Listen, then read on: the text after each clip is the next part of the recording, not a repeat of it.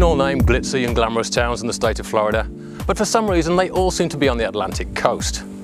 My name is Mark Thomas, and I'm in the Santa Rosa Beach area to show you numerous reasons why, when heading for that endless summer, you may well be staring at the wrong ocean.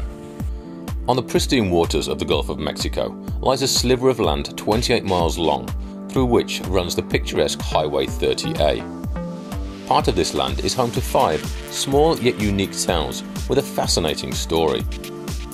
This is the birthplace of new urbanism, which is an ingenious yet simple concept which allows you to arrive, park your vehicle, and from that point everything you could ever need is within walking distance.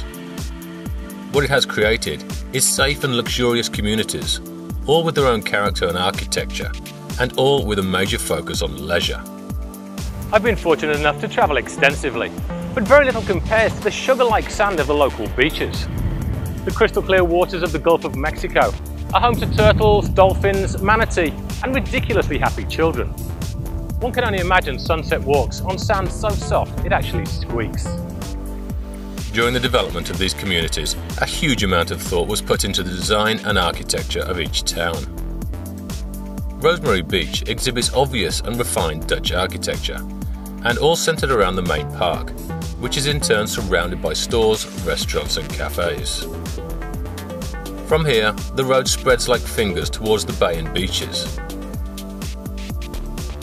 In contrast, the town of Alice Beach, with its white walls and clean architecture, reminds you of Bermuda or perhaps even the Greek islands.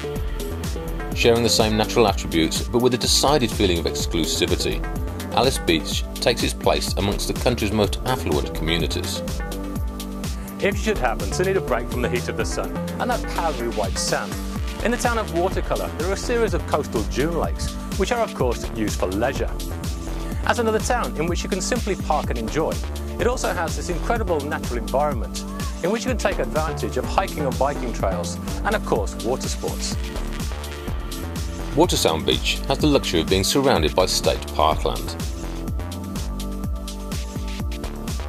The architecture feels more New England than the Sunshine State, but it translates extremely well to the southern vernacular. It also seems to offer all the leisure you could wish for, from 1 full mile of beach to pools, lakes and lazy afternoons in the sunshine.